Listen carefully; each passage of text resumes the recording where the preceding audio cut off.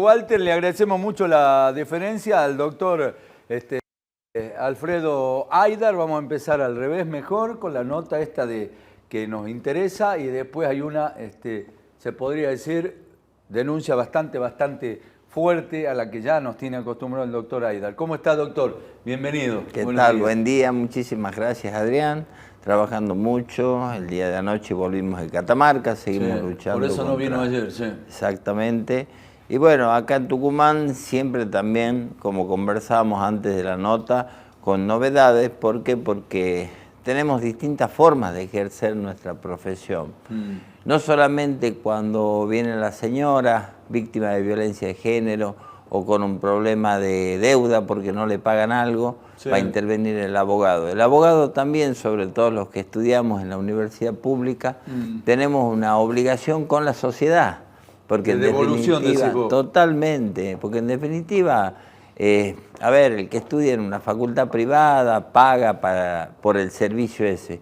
Y nosotros recibimos de antemano, yo que vine desde el campo para estudiar, recibimos como ese beneficio de antemano, porque debe ser uno de los pocos países del mundo con universidad gratuita que decís, decido estudiar, voy, estudio y efectivamente tengo un título en la mano.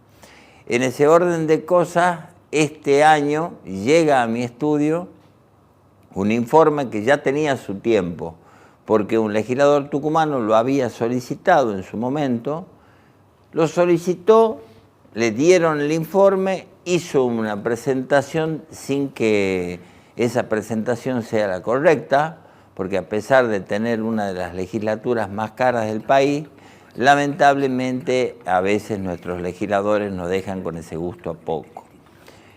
Este informe, ¿qué es lo que decía? En primer lugar, estaba rubricado por el doctor Hugo Pizzi, una de las mayores autoridades en temas relacionados a la infectología.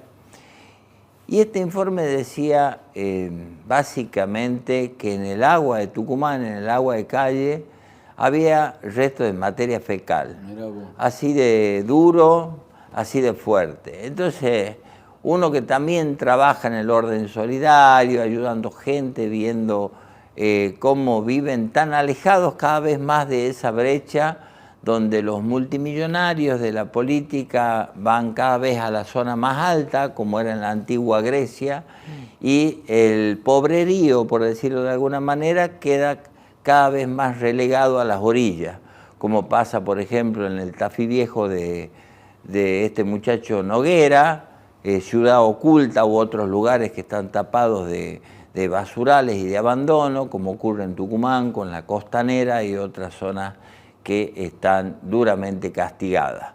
Bueno, este impacto ambiental, cuando leo el informe, inmediatamente preparo una denuncia.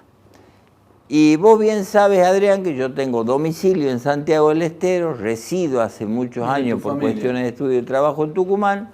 Entonces, con ese doble rol, realizo la denuncia en la Justicia Federal de Santiago del Estero, donde tuve que ir a ratificarla y pedí en la ratificación que se cite al doctor Pizzi para dar un testimonio como testigo y que se realice un nuevo informe. ¿El impacto dónde sería? Río Salí, Río Dulce. Por lo tanto, afecta directamente no solo a Tucumán, sino a Santiago del Estero y desemboca en Mar Chiquita, Córdoba. Mirá vos hasta dónde llega con materia fecal en el agua. ¿Y cuál sería el daño que ocasionaría? El daño que ocasionaría es vos tenés prácticamente diseminado por toda la provincia, en este caso por toda la ciudad, un residuo que es altamente contaminante. Ahora la pregunta es la siguiente. Aparte de materia fecal, ¿qué más hay? Para que podamos saber qué más hay, qué otros gérmenes hay, tiene que hacerse un estudio más pormenorizado y más profundo, que eso es lo que solicitamos, nos comunicamos con el doctor Pizzi y el doctor Pizzi de inmediato nos dijo que estaba a total y absoluta disposición. Pero hay algo fuerte acá en esta causa. Cuando nosotros presentamos la denuncia, luego solicitamos el rol de querellante particulares, que el querellante, quien es aquel que insta el proceso, puede ir al lado del fiscal trabajando, impulsando, pidiendo medidas. ¿Quién apareció como defensor de aguas del Tucumán? El doctor Argibay, hijo del juez federal de Santiago del Estero, del otro juez. Sí. O sea, nosotros vamos a litigar en el juzgado del doctor Molinari en contra del hijo del otro juez. No es algo incompatible, pero por lo menos resulta llamativo y destacable, ¿no? Entonces, de esta manera, el gobierno de Santiago del Estero decidió ser representado y también pidió el rol de querellante, preocupado por esta situación, por el doctor Abate, fiscal de Estado. Totalmente. Entonces, nuestra querella va a estar de mi parte como damnificado y como abogado, y el doctor Abate como fiscal de Estado de Santiago del Estero. Y hace un par de días hemos pedido que este hombre, que apenas salió la noticia de la denuncia, salió a chocarme o a descalificar la denuncia, Alfredo Montalbán, creo que le dicen el cura, uno que está en la Secretaría de Medio Ambiente. Desde hace algunos años. Bueno, a él le gusta hablar rápido por medios gráficos, así que ya lo hicimos citar. Hemos solicitado a la justicia que vaya primero a dar explicaciones, porque él decía que no sabía dónde estaba radicada la denuncia, que no tenía idea. El secretario de Medio Ambiente. Bueno, ahora ya va a saber, porque a él le va a llegar la notificación para que vaya a Santiago a dar explicaciones en la justicia. Sí, para que esté informado, notificado, vamos a realizar un amplio cuestionario de preguntas a este hombre y evaluamos pedir en su momento la imputación de quienes correspondan, porque como querella no nos vamos a quedar quietos. También hemos solicitado el asunto de feria. Usted ve hasta fotos nomás, o uno dice, tantas enfermedades que uno viene padeciendo en Tucumán. Vos me decís el dengue, que el cólera, que salís del COVID y entras en otro, que te aparece un mosquito de África o de no sé dónde. Bueno, ¿qué tiene que ver el agua? El agua nuestra es contaminante. Yo vivo viajando, basta entrar a San Miguel de Tucumán y te choca el olor a cloaca. Entonces, bueno, todas esas cosas, cuando realicemos ahora el nuevo informe, van a ser develadas. Doctor, te cambio de tema porque esto es importante, ya hiciste el resumen vos como buen abogado, y te quiero hacer una pregunta porque no avanzo sobre tu privacidad, porque sé que está en las redes ya. Vas a hacer una denuncia muy delicada ahora, ¿no? Próximamente. Correcto. En Catamarca, por un lado, vamos a hacer una denuncia contra un ministro y el gobernador de la provincia, solicitar también, en su caso, la intervención federal.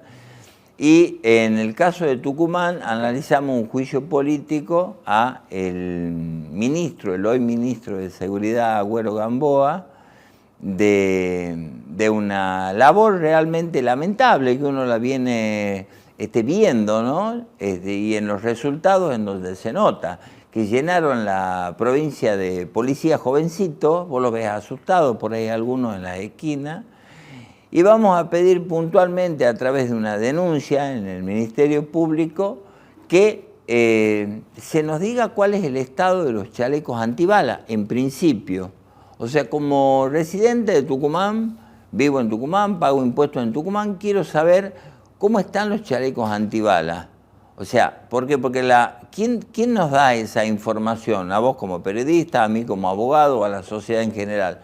Quiero saber si los chalecos antibalas de los policías están vencidos.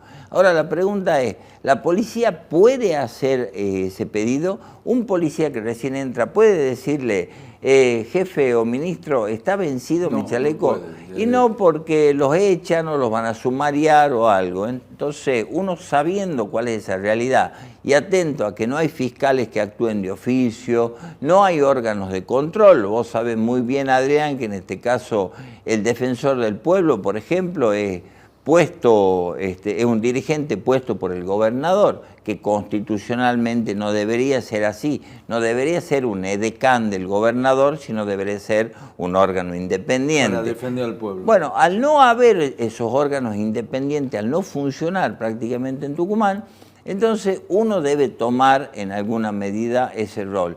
Y fueron cientos, después de la publicación que hicimos, los mensajes que nos llegaron de policías dándonos información, diciéndonos, doctor, en las comisarías no tenemos internet, no tenemos esto, algunas no tienen ni lapicera. Entonces, ¿cómo vas a combatir el delito, Adrián? Que vos escuchás, por ejemplo, cuando salen por distintos medios, legisladores o algo, hace 30 años que está en el gobierno, queda mucho por hacer, ahora estamos invirtiendo, hemos puesto 2 cámaras más, y creen que en Tucumán con 2 cámaras más, con un botón antipánico que parece un timbre, van a solucionar la inseguridad. Acá hay mafias organizadas, no solamente de narcotráfico, sino también de robo de casas, robo de autos. Entonces Tucumán siempre fue, así como los santiagueños tenemos fama de dormilones, el tucumano tiene fama de gato y ladrón, pero escucharlo en los humoristas. Entonces, si no se toma conciencia de que Tucumán puede llegar a ser un pequeño Rosario, y lo que está ocurriendo en Rosario, esto después va a ser inmanejable. ¿Y dónde está o dónde se presentó desde que se fue Male hasta que ingresó Agüero Gamboa? ¿Dónde está el plan de seguridad para Tucumán? En seguir nombrando policías de 18 y 19 años y que tengamos que llorar una desgracia como la que hasta ahora lloramos por la muerte del joven policía. Doctor, gracias por haber venido como siempre y bueno, seguramente va a haber otras invitaciones porque siempre hay temas para hablar con vos, ¿no? Muchas gracias. ¿Cuándo haces la denuncia? Esta semana. Te agradezco mucho.